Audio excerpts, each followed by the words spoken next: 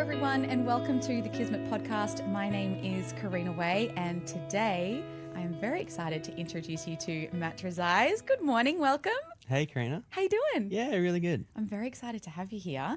Before we get going and have a chat about all the wonderful things about who you are and what you do, can you tell us who you are and what you do? Yeah, absolutely. So, Matt Trezise. I work at Kismet. I help out in the acquisitions team and help plan managers sell their business, I suppose. Beautiful. And for those of us who are less aware of the industry, what is a plan manager? What do they do? Yeah, so plan manager is a role within the NDIS, which is the National Disability Insurance Scheme. We provide a service to participants, basically looking after their budgets, processing the invoices for them, and yeah, probably helping with anything else that they ask. Okay, awesome. So you have a pretty unusual journey into tech, which I'm really excited to get into more today. But I'm curious what you wanted to do when you were at school. Yeah, I've definitely had a random journey. Yeah. In school, I don't think I knew. I'd say I had no idea. In school, I knew I didn't want to go to uni. I didn't want to study something and then not use it afterwards. Okay. And so I thought I would just be making up, like just guessing and then not following through on it. I remember sitting at home with Dad watching TV and an ad come on for the army, and I'd never given any thought to it. And Dad just said, "Oh, what do you think of this?" And I was like, "Yeah, I could do that." And that is as much as the thought process went into it. And then, went into the army. So how long that's wild to me that an ad was the sort of catalyst to get you to this whole other career that you hadn't even considered before then? Was it something that was even on your radar? No, not at all. Wow. So what was the turnaround between sort of seeing this ad, applying for the army, and then getting in and going? I don't think, I would have, because I tend to just do things straight away. So we would have seen it and then we would have applied. Wow. So I ended up choosing to go into the infantry, which I think at the time that's what I thought the army was. I just thought everyone was a soldier. So I don't even know that I thought there were other options. And so, that's how I went down that path. And so what was that like for you? 18, right? Like you graduate, although you're from Queensland. So did you graduate when you were 17? Yeah. You were 17 and then you got into this very different environment being the army. What was that like? You were 17, you started this whole new chapter. Yeah. Was that scary for you? I don't remember it being scary. I think I'm quite an adaptable person. So I was able to hit the ground running. Yeah. So I suppose, how does that work? I'm very unfamiliar with army life. So how does that work? You start, and what is the training like? Was it intimidating to begin with? Again, I don't remember it being intimidating. Yeah. Although the first thing you do is you get on a bus and you head down to Kapuka, which is initial training that everyone has to do when they get into the army. And I remember there was I can't even remember the rank he was, but as we walked on the bus, he was quite nice. Well, welcome to our however long the journey it was down to Kapuka. We all get there all thinking, oh, this is pretty good. And then he just went off at us. He was like, shut up, get in line. And I suppose that was a bit of a frightening start to it. But yeah, I don't know. You're kind of with a big group of people that don't know what to expect either. So yeah, you kind of just go on the journey together. So you were deployed eventually to Afghanistan. What was that like? Can you talk to me through how you got to the point where you were selected for deployment? Yeah. So after the initial training in Kapuka, you go to your IETs, which is like your core specific training. Okay. So for me, I was in the infantry corps, so I went down to Singleton in New South Wales. We did our training there, and I think both were about 3 months each. After that, I remember really wanting to go to Brisbane just because it was home. Yeah. I think, in fact, probably everyone wanted to go back to Brisbane. I think there might have been 2 spots out of the 60 of us, so 58 of us went to Townsville. Sure. Which at the time I thought, oh, God, this couldn't have been worse decision. But it ended up being amazing. And I was lucky because, so I was in Turaya, which is one of the battalions up there for infantry. As I got there, shortly after, we had a rotation to go to Afghanistan. I was pretty lucky because obviously the newer people don't generally get to go. They only need a certain amount of people to go, and so the more senior people would fill that up first. But I remember doing lots of training, And then there was a big group of us that obviously got told we weren't going. Everyone was just filthy about it. Probably stopped doing the right thing, like they stopped training as much as they were because they just thought, what's the point? I remember one of the supervisors or the sergeants would have said, guys, don't just drop the bottom lip. There's going to be positions coming up and people who are doing the right thing are going to get to go on the trip. And I thought that's a pretty easy thing to do. At the time I was just loving training, so I thought I'm just going to keep doing the right thing. I'm going to keep training. I remember our sergeant was training for SAS selection. And so he was training like 3 times a day.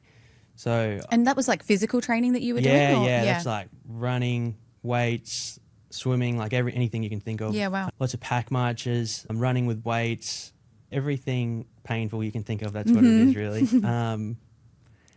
And anyway, so I just thought, well, if he's going to be there 3 times a day, I want to make sure I'm there 3 times a day. Yeah, okay. And just doing the simple things around the lines. I don't know, keeping it clean, taking the rubbish out. And I remember, I think one day I went in and just took the rubbish out from the sergeant's office. And the sergeant, because obviously didn't know me, he was like, what are you doing? Who are you? And I was like, I'm just taking the rubbish out. Yeah. Matt. And then I think it was that week, he was like, Matt, you're doing a great job. There's a spot has opened up in, I think it was Bravo Company. Okay. Someone had been injured in the training and they were like, you're going in. So that was pretty cool. And what was that like?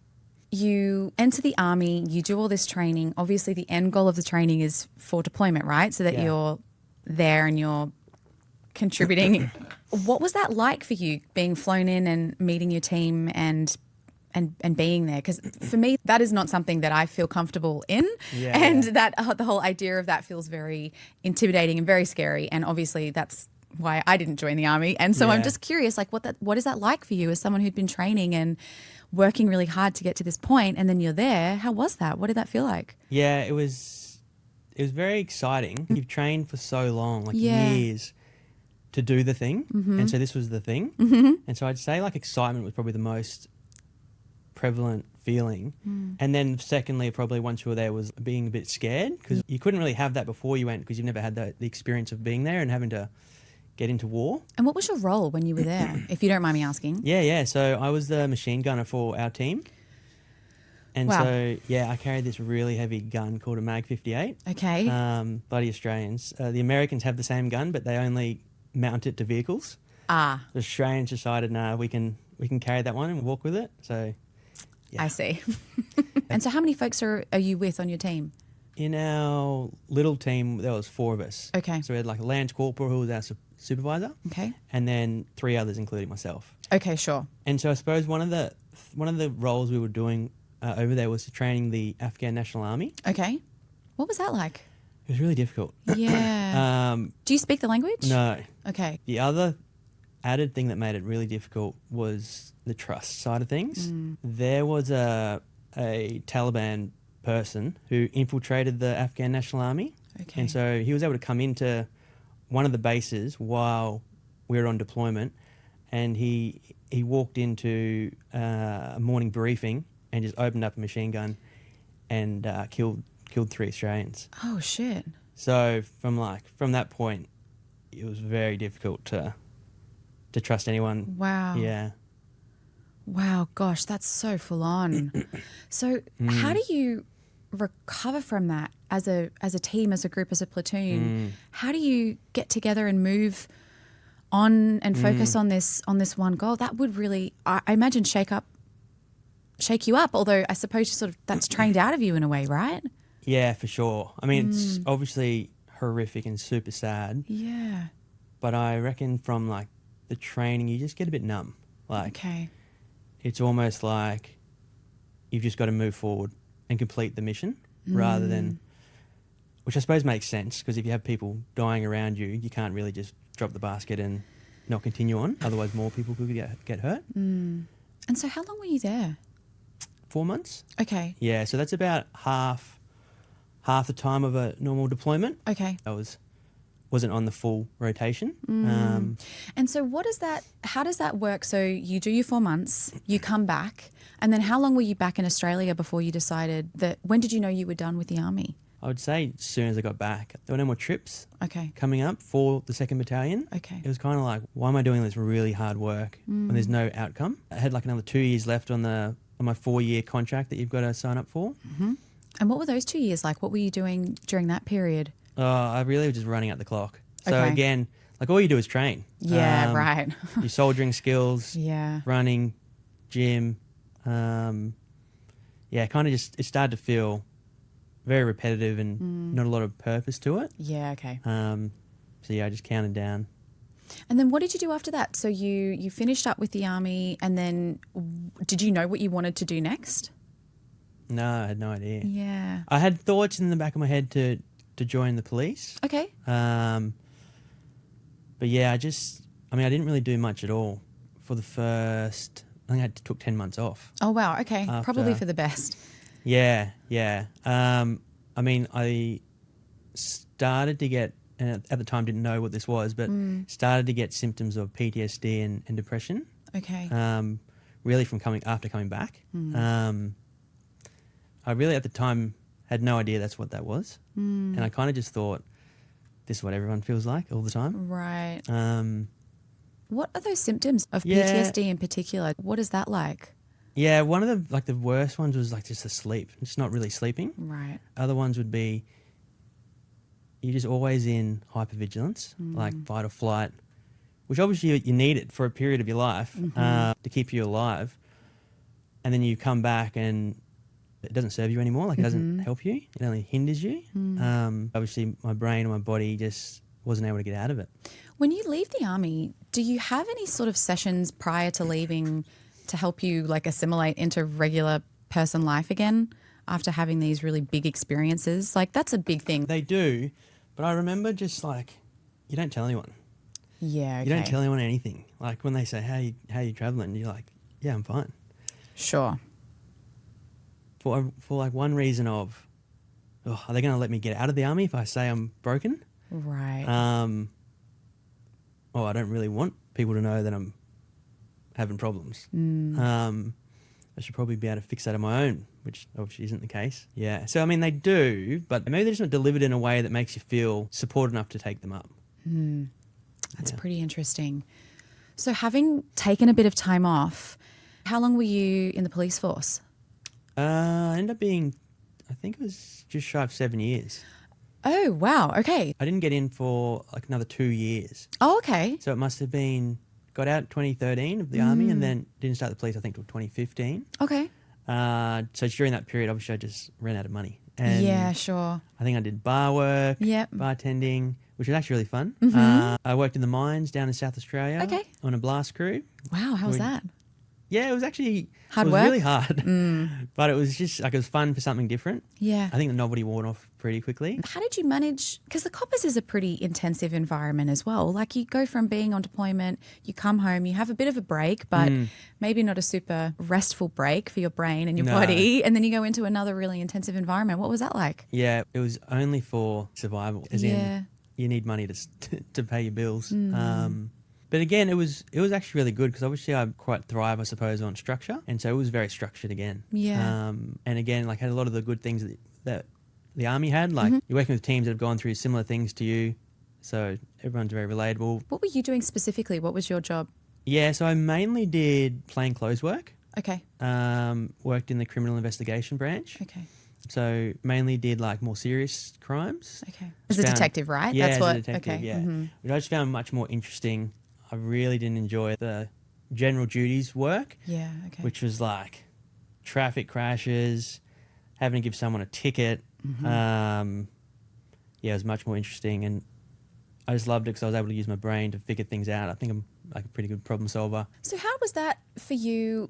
I imagine you would have seen an assortment of wild and wonderful, well, maybe not wonderful, but a lot of crazy shit in that line of work. Yeah. I imagine as a detective you would need to have quite a rapport with some of these folks that you're trying to prove guilty of certain crimes. How was that for you? Because that feels like a lot, having to try to form relationships with people who've done some pretty horrible stuff. Yeah. Again, I think I was really lucky. I'm really good at building relationships with these people. I remember we were investigating a string of armed robberies that happened from Brisbane down to the Gold Coast. I think there was maybe 7 of them. And long story short, the offender ended up getting arrested for it. Now, he was like a seasoned criminal, and so he wore gloves, wore face masks, but there were like little bits of evidence at each of the crime scenes that indicated that was him. And I mean, he had history for doing it, so it was like we were certain that he had done it. Yeah. But there wasn't that much evidence of it. And it's like the only way to get him on them would be for him to confess to them. And I remember he was in the Logan watch house, and I was just like a junior plainclothes officer because my dad was in the police, and so he was also a detective, and so I was able to get lots of good strategies from him. And his was basically like, everyone interviews. It's not an option, and that sounds a bit brutal, but it's more just how you deliver it to them. And I'll give you an example. Like there was a detective on Logan who went to the watch house to speak to him, and they just asked him in front of every other crook in there, "Hey, do you want to interview?" And obviously they're going to say no. Like no one's going to want to interview, and especially in front of other people, or be seen to do that. And then I remember calling them, and then I was like, "How'd you go? Like, we really need to get some confessions out of this guy to be able to charge him." And they were just like, "Oh, nah, I didn't want to talk to us." And I was like, "Oh, cool. Like, what did you try?" And they're like, "What do you mean, try?" And I was like, "Oh, like, did you try any strategies to get him to talk to you?" And they were like, no, we didn't. I was like, "Okay, well, I'm going to go give it a go." And I remember going in, and I was like, well, he's not going to talk to anyone in front of anyone. Yeah. So I asked the watch house officers just to grab him, put him in the interview room. And I remember just walking in there and just literally just talking shit with him. Like, just treated him like a normal person, asked how his family was going, like just talk shit with him for a while. And part of the relationship building, I genuinely wanted to help them. They have just made, like they've done terrible things, but they have just made bad decisions. Yes, they have to be charged for the offences they've done, but there are things that we can do to help them. And I built this rapport with this guy, and he ended up confessing to me to all 7 of the armed robberies. Yeah. That's huge. And is that, I mean, I can't believe I'm going to ask this question. It feels so silly, but is that legal as a cop? Are you allowed to? Yeah, absolutely. Like they know, they're informed of their rights. Like they know 100%. That everything's recorded. 100%. And so why would he do that? That's a really great question. I personally wouldn't. No, I wouldn't. But I reckon I wasn't like a normal police officer, I wouldn't say. Some have a bit of a bad name. All they want to do is get you. Whereas I came from the point I just want to help you. Yeah, interesting. And everything I say is accurate. If you do confess to everything and show that you are sorry for what happened, and you only did it because you needed to, you're addicted to drugs or whatever the reason is, that will benefit you in your sentencing. And he knows he did it. Yeah. He's going to get charged with some of them. If you're going to get charged anyway, you may as well, if you are sorry about it, give your side of the story. Wow. Otherwise, they only really have the story that the police tell. Matt, that's really impressive. Thanks. That's a really big deal. It feels like a pretty specialised way that you work, that you're able to connect with people in a way that literally makes somebody confess to a string of crimes. That's huge.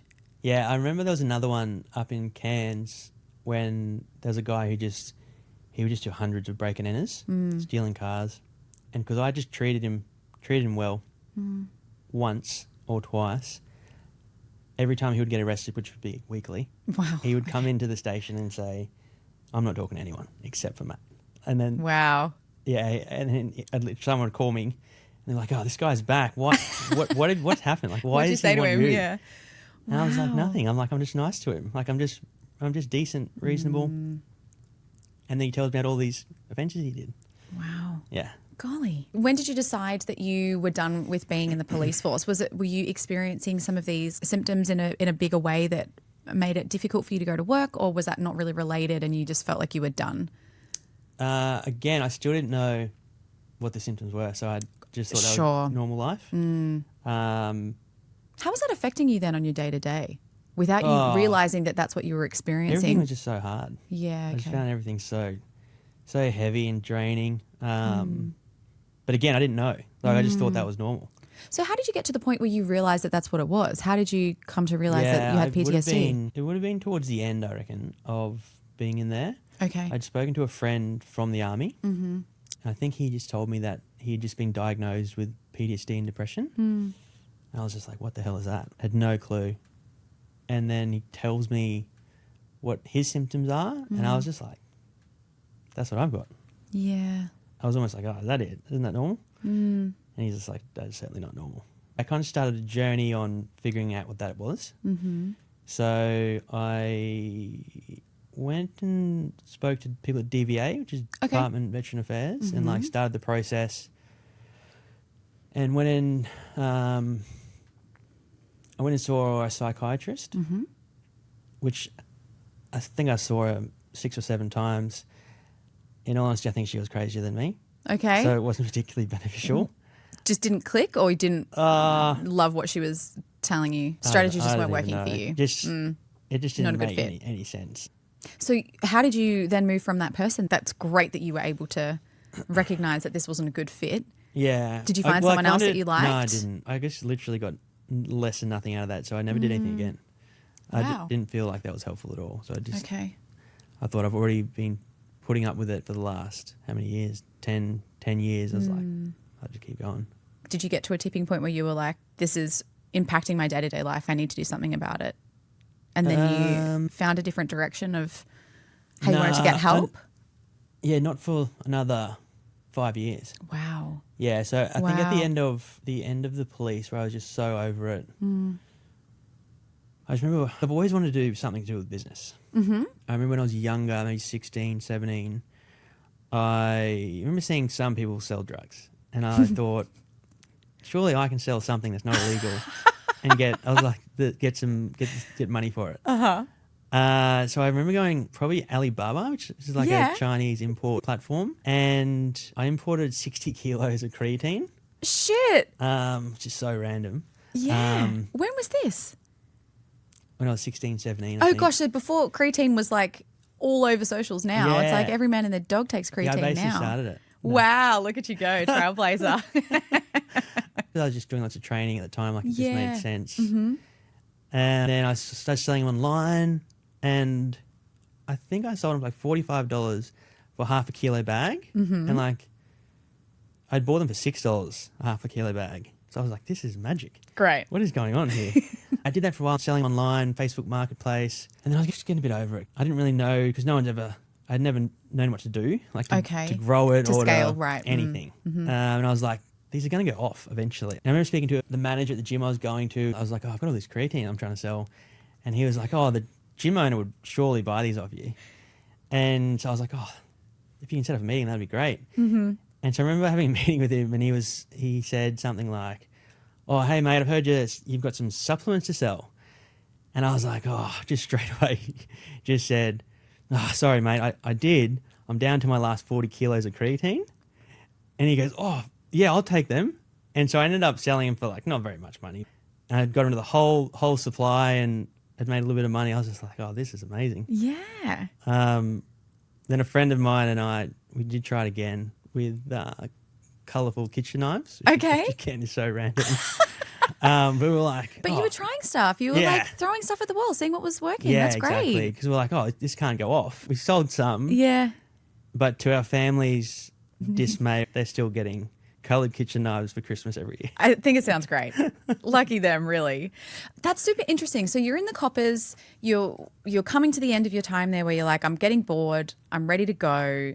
I want to harness this business side of my brain. Yep. How did you make that transition? What were your next steps after that? Yeah, again, I keep saying I'm so lucky. Like I was having a call with Nick, who's my cousin. Mm-hmm. Nick, who is also a Kismet employee. That's right. Hey, Nick. But I remember just saying, like, what are you up to? He's like, I'm now I started a business, an NDIS plan management business. And I was like, what the hell is that? Mm-hmm.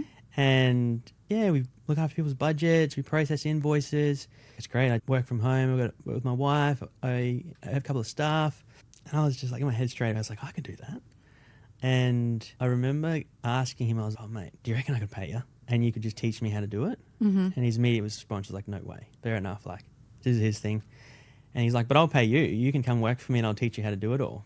He's just got an absolute heart of gold, Nick. So yeah, I ended up working. So I'm still in the police at this time. Okay. Working, he's just like, work whatever hours you want to learn and send me an invoice. Wow, and I'll pay great. you. Yeah. It was amazing. And then another conversation with mum's an occupational therapist and has worked in disability sector most of her career. Yeah, wow. And I remember just asking her, have you ever heard of this plan management stuff? And she's like, we've done plan management before. We can set up your own company and you can just build your own business. And so again, super lucky to have that conversation with Mum. And then Nick helped me again. He introduced me to a bunch of his referrers, which he didn't have to do. Wow. Like, what a it would have guy. subtracted from his referrals because they now gave them to me. Absolute And what was legend. that? How was that process? Did you enjoy setting up the business, Yeah, I getting loved things it. going, Yeah. kind of scrambling for? You You liked the hustle of it. Yeah, I really did. I remember just buying this like oversized whiteboard for home of Marketplace and putting all the goals and like targets and things that needed to happen and just being able to like tick them off as they went. I just loved it. And so from there, we built the business up, maybe three and a half years. And then there was a bit of uncertainty in the NDO space around plan management. Okay. My plan was always to like build it to a certain point and then sell it. Okay. And then maybe like move into something different, just to broaden my learnings. So I was kind of like, oh, this is just the sign. It's gone its course. And that's how I discovered Kismet. I used a broker to sell business. And yeah, luckily he introduced me to Kismet. I'm really curious to understand what your longer term relationship has been like with goals. So obviously when you were setting up your business, you had all of the specific business goals that you wanted to set. But have you had any type of long-term relationship with goals and how that's influenced the decisions that you've made? I mean, I've always been a good goal setter. I just find it really easy to set goal and then I just take action and then it seems to come to fruition. That's really interesting. So it's a pretty like casual relationship that you've got in that it works for you. You set them, you go for it, you reach them, it's like on to the next. It sounds really basic, but yeah, that's exactly how it happens. And has that changed at all since having kiddos, the way that you set goals or the way that you work towards your goals? Like, has that influenced for sure. having kids? Yeah. I mean, before the kids, all the goals were about me. I want this. I want to achieve this. They kind of just like slightly changed to I only want to do it for the kids. Like I only want to set them up for whatever opportunities they want in the future. I don't really think I think about myself anymore. Are your goals bigger, do you think? Or is it just that they... No, I think they've just changed from the purpose. The purpose was me. Right. And the purpose is not me anymore. It's the kiddies. Yeah. Yeah. Driving force has changed, hey? Yeah. Super interesting. Because it's almost like for me, like nothing really matters anymore. Like the sole purpose is just to give the kids a great life. And how do you feel about luck? I'm really curious about luck. You seem like the kind of guy that makes your own luck. But how do you feel about it? Do you think you're lucky? Yeah, I'm definitely lucky. But there's like the definition of luck. I think it's opportunity crossed with action. Sure. So I'm super lucky, but I'm just really good at like an opportunity will come into my vision and I'm just able to grab it. I've always had an abundance mindset. And I've even got a little story for that. Tell us. That's what it's all about. I was speaking to some people and they've got a bit of a scarcity mindset, like keep everything in. Yep. What if there's not enough for everyone to go around? And I was trying to explain to them that you can change and have this abundance mindset. And for example, money. Like money's everywhere. And it sounds ridiculous to people that don't have any money. Yeah. But like the same week I was telling that story, I had ordered some books off Amazon and literally inside one of these books, I think the book was called Having the Courage to be Disliked or something like that. Okay. And I opened the book and there was $85 in cash inside the book. Amazing. How like, good. I've just been saying there's bloody money everywhere. You manifested cash Literally. into existence. Literally. Yeah, wow. Yeah. I should try it again. Go for more. Yeah. There's just $1 million everywhere. How do you think that has influenced this sort of abundance mindset? Do you think that's been sort of a driving factor behind you going, fuck it, let's go for these businesses and these goals that you have? Yeah, 100%. I just feel like it'll just work out. Because I suppose that's just what's happened. Like if you put in hard work, whatever you put out is what you get back. Yeah. So the more I've helped people for nothing, the more it's come back around to me. Is exactly how it's worked for me. I love that. Awesome. And who did you chat to at Kismet about selling the company? I think originally it was Sammy, one of the founders. Yep. Who's just an absolute legend. And then I remember having a call with Sam. It was like to catch up meet up after it was done. And we ended up meeting at Broad Beach at the surf club. And I remember going into that, I was like, oh, big tech founder. I'm like, this is gonna be scary. He's not gonna like me. And I was like, fuck, what do I even wear? Yeah. Thinking like, well, sure, a suit. Should I wear like? And then I was like, oh, stuff it. I'm just gonna go with myself. And if they don't like it, then that's not meant to be. I think I wore shirt, shorts, and thongs. Perfect. Perfect for Broad Beach. Yeah, exactly. Yeah, I remember getting there, seeing him, and I was like, oh no, because he came from Melbourne, so it was quite cold. Like, he's looking good. Nice boots, pants, and a shirt. Like a button up? Yeah. Yeah, okay. And I was like, oh no, I've made the wrong call there. But anyway, I was like, g'day, how you going? And he said, oh, I knew I should have wore shorts. And I was like, oh. Here's my people. Yeah. Yeah, no. And so from there, we went in and had some beers and just got on like a house on fire. Yeah, right. It was like, what are you doing now? Like, what are you going to do next? And I was like, I have no idea. I should have said, hopefully I see an ad on TV that can tell me what I'm going to do next. But I think it was something like, oh, you could come work here. And I was like, what would I do? Oh, I don't know, we'll find something for you. So yeah, I went away and had a thought about it. Yeah. And I was like, oh, it's just too much of a good opportunity to miss. And I remember I've always said, and never really had the opportunity to do it, but I just want to be in rooms with way smarter people than me. So they unfortunately can drag me up to their level. Yeah, great. Yeah. That's so awesome. I think it's such a unique position that you're in as someone who's gone through that process, having a plan management business. You've seen it from that side. You genuinely know what that is like, what the steps are, how it all works from the other side. So I imagine that really informs how you chat to folks now and help them along their journey, right? Yeah, absolutely. It's a very lucky position to be in. So yeah, as you said, sat on both sides.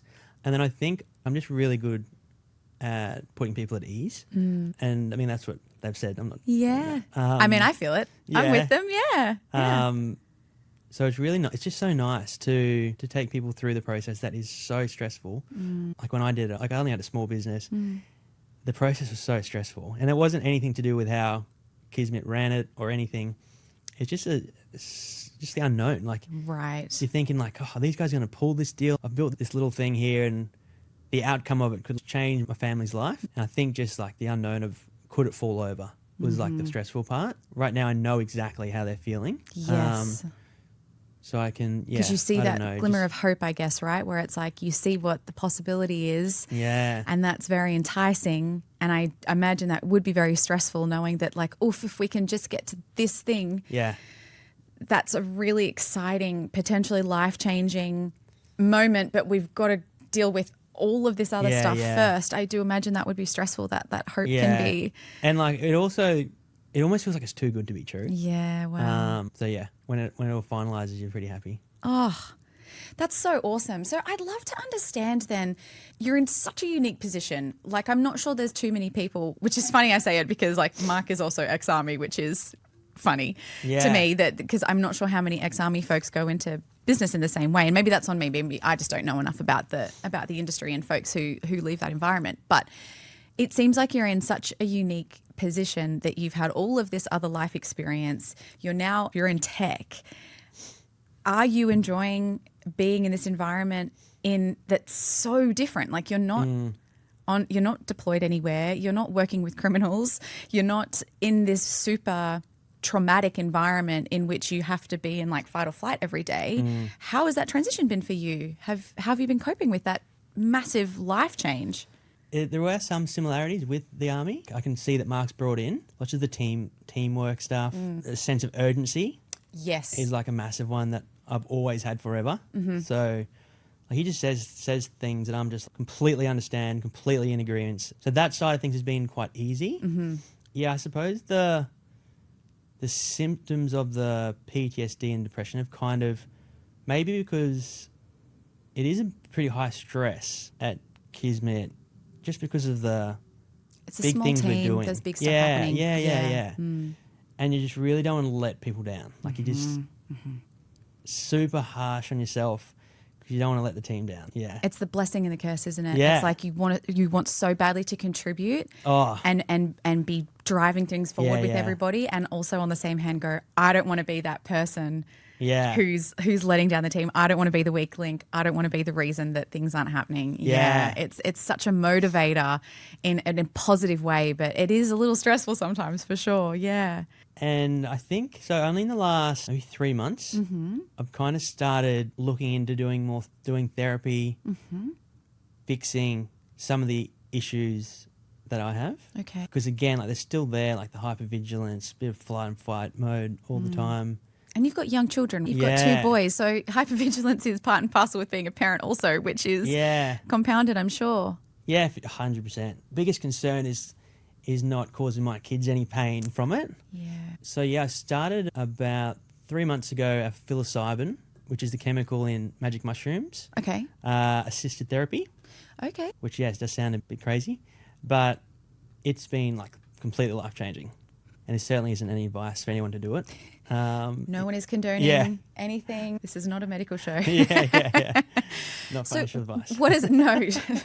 Speak to your medical practitioner. Yeah. Caveat. So how is that? What is that like? So you go through a process where you take this. Yeah, you take like a big dose.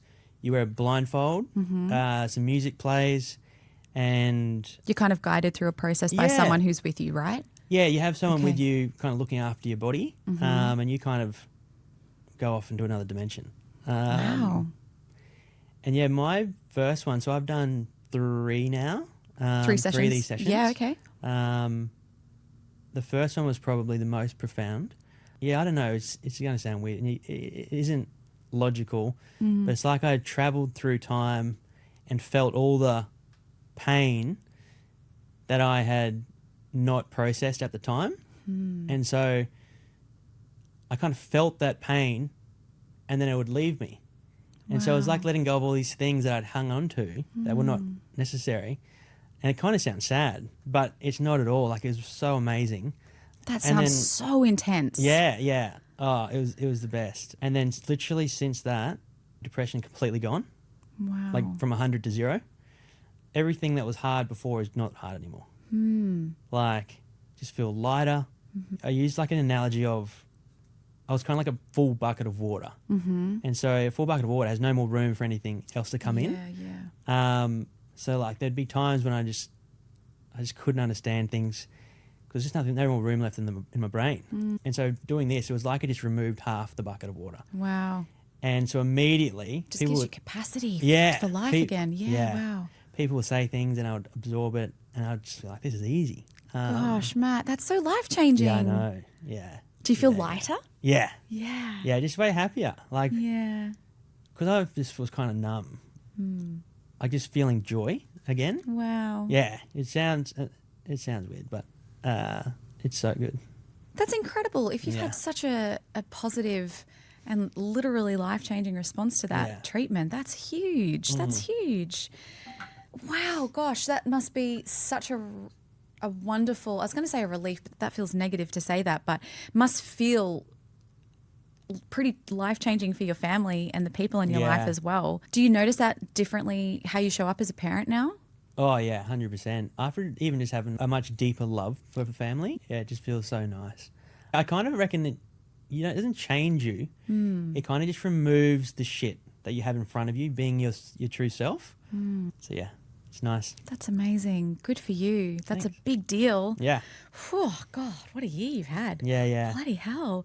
So we're at this point and I would love to understand, what do you want moving forward? What do you want for the next year? What do you want for the next 5 years? What are your goals now?